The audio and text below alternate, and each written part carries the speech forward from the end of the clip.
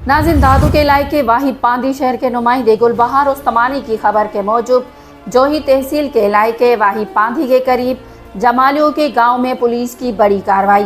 Police ने इलाके के बहुत बड़े मंशियात डीलर अब्दुल नबी जमाली को गिरफ्तार करने का दावा किया है।